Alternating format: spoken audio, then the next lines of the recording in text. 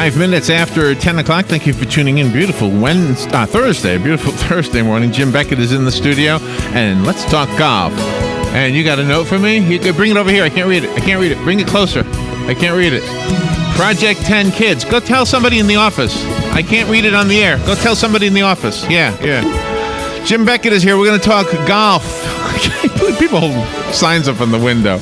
And today's a big day in golf. So if you have a question about golf, call Jim right now. The number is 622-WOCA. That's the WOCA Climate Control Source Hotline. Good morning, Jim. Good morning, Larry, and good morning, golfers. A big day for golf. What's a distracting thing? Somebody over coming to the window. So. Scotland or wherever they're playing. Did you know that Charles Darwin's grandson is playing in that golf tournament? I did not. So do you think golf has evolved? Evidently. Let me see. Was it Brian or something? Bernard Darwin, Charles Darwin's grandson. That's always been on my bucket list, but it should have been on it a lot sooner because that's really a very unique event over there, in as much as that's where the golf courses are built more realistic. And I think the true better golfers prevail over there more than just the more powerful golfers like we do in this country. Really? Oh, really? You got to learn to play over there because it's just not standard cookie cutter shots. So isn't Tiger Woods over there? Is he going to have trouble? Tiger Woods is a smart golfer and a very talented golfer. The golfer over there not only has to have good shot making skills, but be a better thinker, a better manager, and more disciplined, and be willing to accept some bad breaks because they play on the land the way it is. They don't do a whole lot to it. So you encounter a variety of different things that you can't really totally prepare for physically. So you have to be willing to roll with the punches, so to speak. And two questions. Why did you say it's too late for your bucket list? You couldn't participate at this point? Well, I don't walk as much as I don't walk as well as I used to. With, of course, some accident with my feet. Right. Crushed in an accident. Is it the tournament or is it the course that is attractive to you? Well, I love to hear people speak English correctly, and which I don't do. Well, you don't have to walk for that. I like to see the course, and but I still that's kind of on my list of something I want to do. Television really helps a lot because it's pretty realistic, and you get to see a lot, and you get insight from people that's been there forever. It's just a different world altogether. So is it near the Liverpool that we know because of the Beatles, or is it just, it says Royal? Yes, it is. That is where they're from, that city. Huh. Well, I've always wanted to go there too for different reasons. Yeah, of course. Yeah. You could kill two birds with one stone. Just like we could go together. Yeah, I got to go to England once in the service, but I was there like for a day. Oh yeah, right. So. Plus you had other things to do. If I win the lottery, that will be maybe a 2-month trip.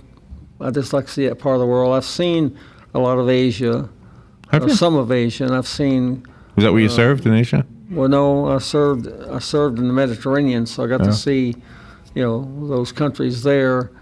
And I've always thought that if you could have our kids take 1 full year of high school and have them go visit some European countries, Asian countries, and third world countries, they'd find out we're not the center of the universe. Yeah, right. It would give them a better perspective about life, I think. Right. It did me.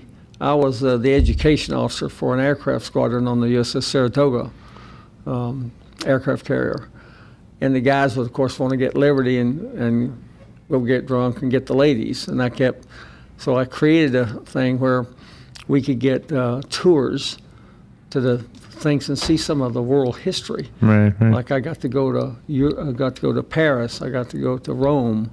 I got to go to Pompeii, seeing that where that ash froze that stuff. The lady at her kitchen sink and the little dog in the doorways was like it was yesterday. Wow, isn't that amazing? So I put these tours together for the guys. So they normally couldn't get liberty until 4 o'clock or 4:30. And on the aircraft carrier, you didn't dock, so then you got on a boat and rode 20 minutes or whatever to the thing, and then you had to be back at 11. So on these tours, they could go at 8 o'clock. The tour came back at 4 o'clock, and they could go straight on Liberty. Like I went to Paris and Rome. Paris was $5 and Rome was $6. That included your bus and your lunch. Wow. And I had a hard time getting the guys to go do that. I said, here you get a day off from work, and you're going on Liberty 30 minutes early. Yeah, So really. that was my job for a long time to try to, and the admiral and the captain of the ship and all, they thought it was a wonderful thing, and that was my job when I was overseas. Wow, that's amazing. So I would get to go and pick the places I thought would be the most. But it was a hard sell? You couldn't get them to... Well, bear in mind, it's young Navy guys, and I think they were too young to realize what they were missing, but I got a tremendous education. That's where I got to see some foreign golf courses. They're just totally different than ours. Were you as interested in golf at that point in your life? Absolutely not. Really? Well, I mean, I'd hit the ball, but But you went to the golf courses anyway? Well, I wanted to see everything. I became a tour agent. Yeah, And, right. But Created my own job. So was that the beginning of your interest in golf? Yes. Absolutely. And maybe that's why... I caddied when I was in high school. Here. But we lived 10 miles. It was truly a country club out in the area, and only the more affluent people played in that era. You've hinted before at your admiration of the way golf is played on the other side of the Atlantic. Is that why? Because of your experiences during your service? I just think it's real golf. Golf is sort of like here are the elements, here are the obstacles, and here's your clubs, and see if you can work the ball away. You're actually taking a golf ball for a walk like you do a dog, only the dog goes in front.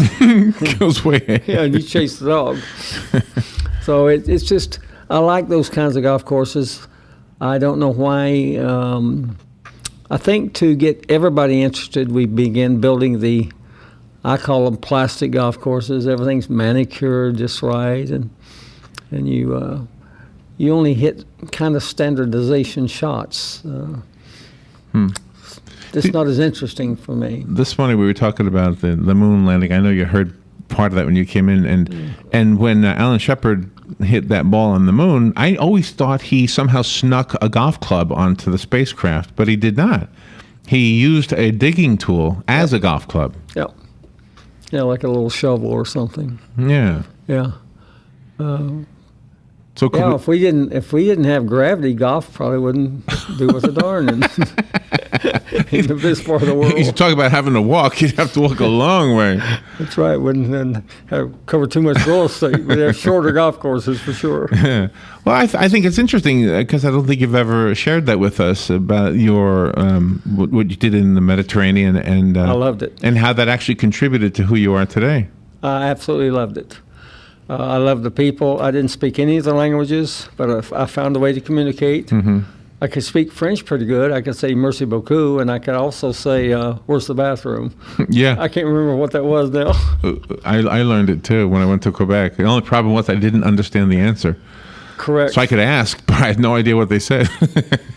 Yeah, they'd have to point to it. Yeah, exactly right. I know this is something new we're doing because we're grooming ourselves so that we can be syndicated eventually. Great. Which means we have to take 15-minute breaks into each segment. So we've got that coming up in just a little bit. I'm trying to shut that up. But it's good. It sounds like it's break music. It sounds like it's taking us into the break. Yeah. But I wanted you to talk a little bit about the event in England. Was it in Liverpool or near Liverpool? Oh, it's right next to the cities. Their golf courses there aren't built out in the country. They're part of the community. Oh, really? For the most part. Wow. See, I've always wanted to see that too. Yeah, I mean the main roads. Part of one of the perimeters of the golf course. All right, we will take a little break. If you want to call and speak to Jim, the number is 622-9622. Brought to you by myfwc.com. Safe boating is no accident. Intervals of clouds and sunshine today. There can be a shower or thunderstorm in the area this morning, and a couple of thunderstorms during the afternoon and evening hours, the high 87 to 91. And partly cloudy later tonight, low 69 and a few inland spots, 74 near the coast. Tomorrow, partly sunny with an afternoon thunderstorm, mainly over the interior, the high 87 to 91. On Saturday, clouds and sun with an inland thunderstorm in the afternoon, high 87 to 91. From the Florida Weather Center, I'm Joe Lundberg. This is a public notice. Local residents can now save thousands of dollars on their next car, truck, or SUV. It's not a tent sale, because no tent is big enough to hold this many cars. It's OcalaForSale.com. Say goodbye to sticker shock. OcalaForSale.com has thousands of vehicles with no stickers at all. But hurry, don't walk, don't run. Just sit down and log on to OcalaForSale.com. Prices and inventory change daily. Offer does not include dealer upcharge, undercutting, loss proofing, factory surcharge, or delivery fee. See website for details. Here's what you may have missed on the John Tesh Radio Show. Each time we tell even a small white lie, we get a boost in stress that directly impacts our health. So when is it better to use a debit card? If you tend to overspend, when you can't actually see the money you're spending, it is easy to get carried away and rack up huge charges that may be difficult to pay back. Good middle ground is to address somebody the way they introduce themselves to you. So if you say, "Hi, I'm Mrs. Ferguson," then stick with the Mrs. Intelligence for your life on the John Tesh Radio Show. Don't miss this stuff. Hi, I'm Darla Priest of Coldwell Banker Ellison Realty, and Joe and I believe in the team concept. That's why we're happy to be on Buddy Martin's team for sponsorship of his SEC Media Days report live from Hoover, Alabama. When it comes to real estate, however, we know the score at Coldwell Banker Ellison Realty. To speak with our team captain, call me, Darla Priest, 352-816-0887.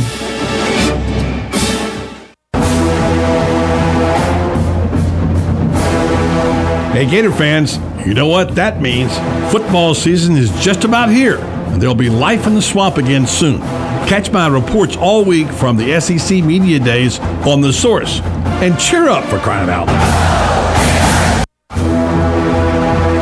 This is Randy Briggs of the Briggs Law Firm. My son Bo and I are 5th and 6th generation Ocala natives and have been helping accident victims for over 39 years. That's why we are proud to be a sponsor of Ocala's Buddy Martin and his SEC Media Day reports, live from Hoover, Alabama. For SEC football information, tune in to Buddy. If you or a friend need help with an accident claim, call us at the Briggs Law Firm, 671-4600.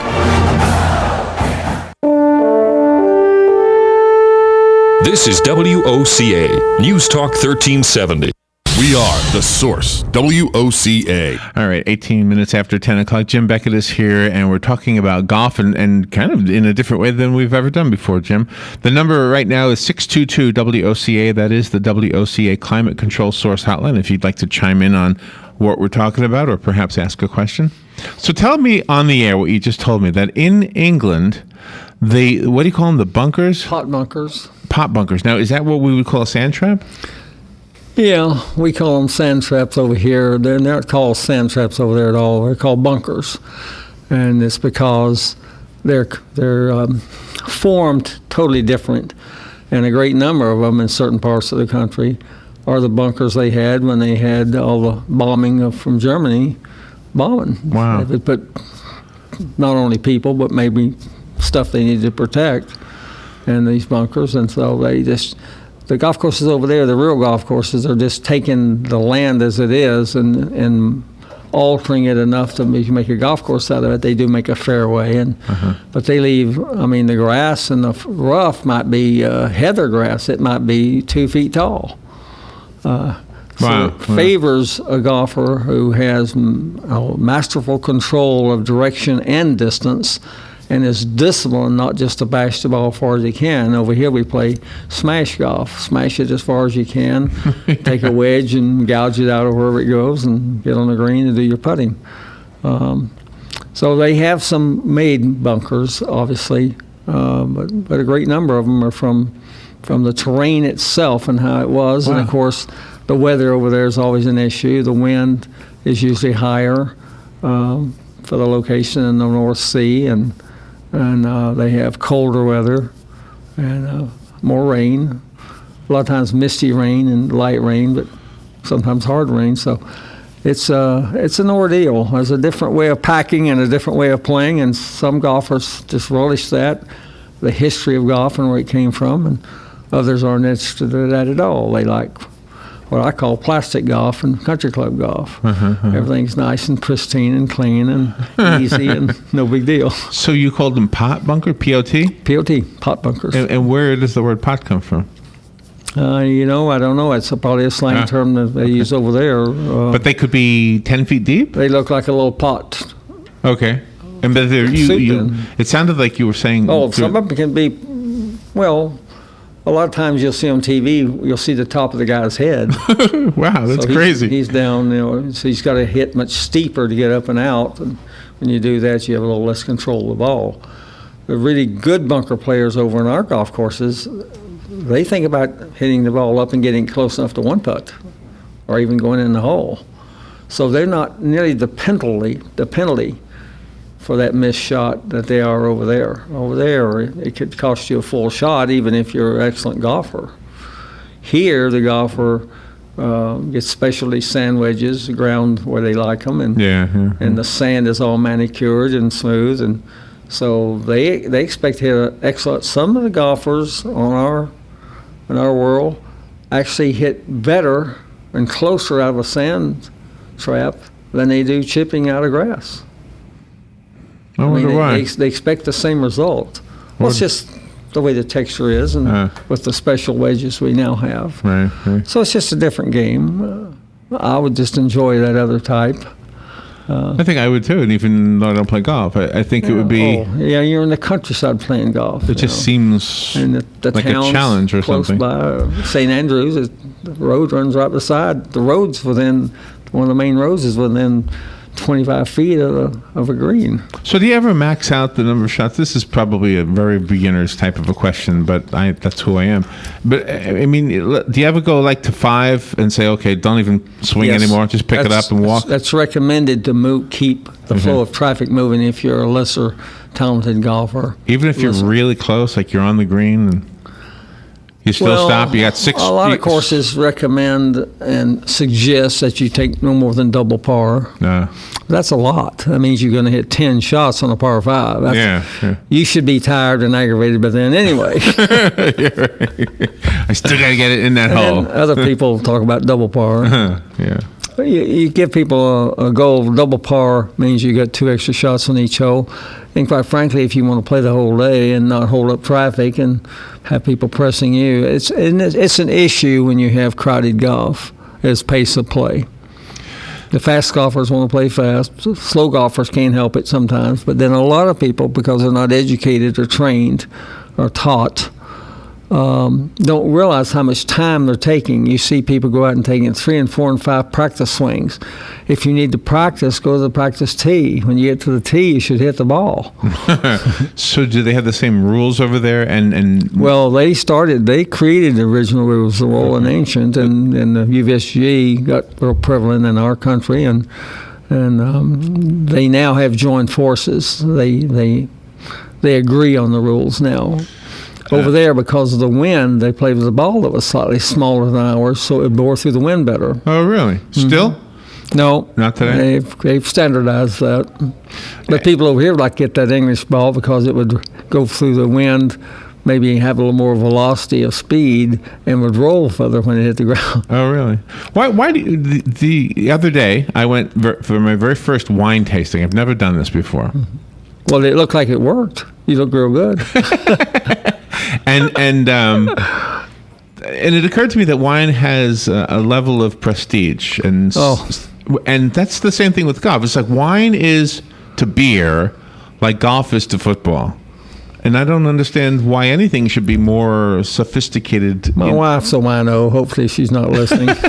She's not ready, but she enjoys her wine, and always gives me the medical articles that.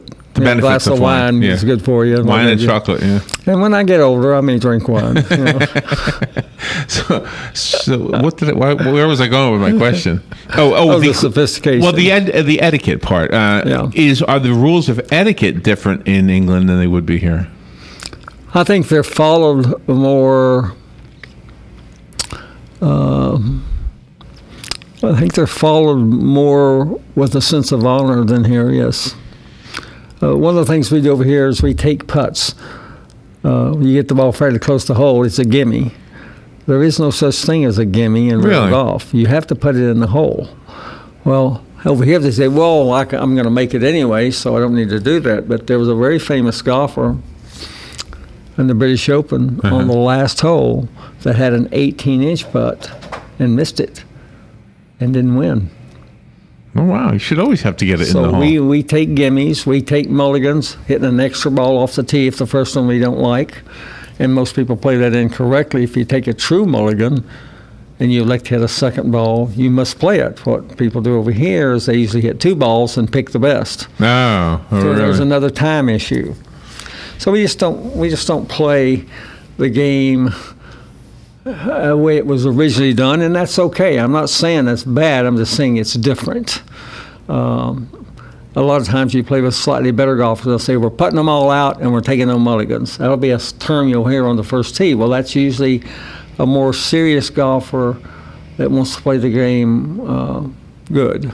Or correct. And it sounds like, we're not sure, are there any local players in England right now, or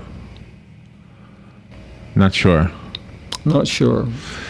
None that I'm aware Maybe somebody of. out there knows. The phone lines are open, by the way. If you want to call the show, the number is 622-9622. We've got about 3 minutes, I guess, 3.5 minutes. The golfer here that's probably had the most success that I'm aware of recently is Ted Potter. He's a left-handed golfer, and he's done quite well. But the press, unless you're a superstar, you don't get much press, even though you're playing great competitive golf. And what you're doing maybe with let's say, philosophically, a slightly lesser experienced talent level, you're the one that ought to be admired to get out there and be able to compete. Right, yeah. Rather than the superstar that plays the bat around and gets the press. I mean, we're illogical in that area as well. Do the broadcasters who narrate, I guess, for lack of a better word, during the TV broadcast of a golf game, do they do their job well? I'll get in trouble for this, Larry, but I think they do a job to keep their job. They do the job that the producers and the sponsors want them to say. I think they do a horrible job for a pure golfer who would like to know the ins and outs of what's really going on in the real golf. Really? Well, the reason I'm asking is commercialism, in this country especially, taints a lot of things. Do you watch golf on TV? I will tape the golf where I can fast forward the gobbledygook and just pick out the stuff that I'm taping the British Open. It'll be on 6 hours today. Oh, okay. And then you go back and kind of watch it at your own pace. And we do have some announcers and some people that are very good. And once again, their hands are a little handcuffed because of commercialism, sponsorship, and who they're trying to push. And it's a pretty tough job. I've known a few guys personally that did that job years ago, and I got to stand behind them back in many years ago and see how it's all done. And it's all scripted pretty much, and it's okay. I'm not saying it's bad, but there's so much more interesting stuff that could be done. Really? That's not done. Are there radio broadcasts of golf, or that doesn't work on? If I'm not aware of radio broadcasts, but there may be some. Yeah, and I couldn't ever do it. The guys who do play-by-play are, in my mind, a different league of broadcaster than I'll ever be, because they are so good at that. I could never do that. Now, from my perspective, they can't hold a candle to you. I wouldn't know what to say if I was at a football game or a baseball game. It would be scripted. You know how to say it. But you know what they say, though, the sports people, they will say they like to watch the game on TV and then listen to the same game on radio, so that, because they say the radio guy now the radio guy does something totally different. Does it better. Way better, just like you. Well, Jim, we and the time flies when you're in here. Gosh, how do we get a hold of you? You're the Golf College founder. What's your phone number? It is 352-470-3280. 3876. And if I don't answer, that's because I'm with another golfer, and I will get back to you as soon as I finish. Go golfing, and Jim will show you how to do it. Thank you, Jim. Always fun. Thank you, sir. All right, we'll be right back.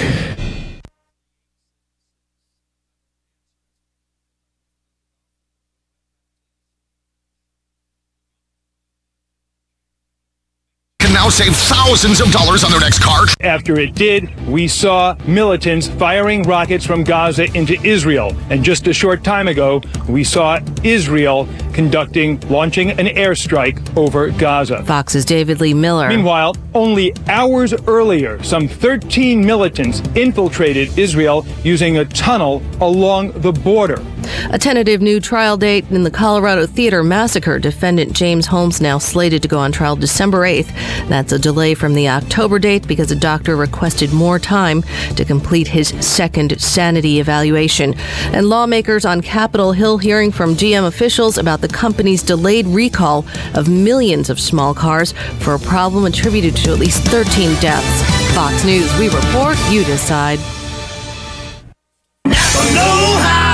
When cologne is on sale for $3.49 a quart, you don't stock up. When scented bubble bath is on sale for $3.49 a quart, you definitely don't stock up. But now that Napa has Castrol GTX oil on sale for $3.49 a quart, you stock up your garage, your shed, maybe even your bathroom cabinets. Conquer the job with Napa Know-How. General states pricing. Sales prices do not include applicable state, local taxes, or recycling fees. At participating Napa Auto Parts stores. Offer expires 7/31/14. And now, another golf confessional brought to you